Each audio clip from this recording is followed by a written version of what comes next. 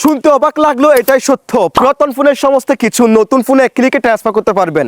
ভিডিওটি এখন আপনার প্রয়োজন না হলেও যে কোনো সময় প্রয়োজন হতে পারে, তাই ভিডিওটি শেয়ার করে রাখুন।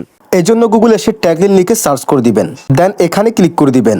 এবার এখান থেকে সার্চ বার যাবেন, ডাটা স্পেস 6 লিখে সার্চ করে দিবেন। দেন হালকা স্ক্রল করে এফুস্টে ক্লিক করে দিবেন। এরপর আবার একটু হালকা স্ক্রল করবেন। দেন এখানে ক্লিক করে একটি অ্যাপস পাবেন, সেটা ইনস্টল করে ফেলবেন। দেন আপনার নতুন ফোনে আগে কাজটি করবেন। নতুন ফোনে অ্যাপসটাকে ওপেন করে এখানে যত কিছু পারমিশন চাইবে সবগুলো দিয়ে দিবেন।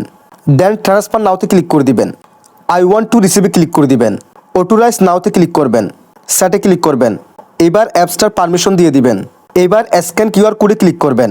এখন দেখেন কিউআর কোডটি কিন্তু স্ক্যানিং হওয়ার জন্য প্রস্তুত হয়ে গেছে। ঠিক একই প্রসেসে আপনি আপনার পুরাতন ফোনে অ্যাপসটাকে ওপেন করবেন। এরপর আই ওয়ান্ট টু সেন্ডে ক্লিক করে দিবেন। অটোরাইজ নাওতে ক্লিক করবেন, অ্যালাউ করে দিবেন। এবার এখান থেকে image or videos, audio, files, apps, contacts সবগুলো আপনি এখান থেকে সিলেকশন করবেন। দেন সেন্ডে ক্লিক করে দিবেন।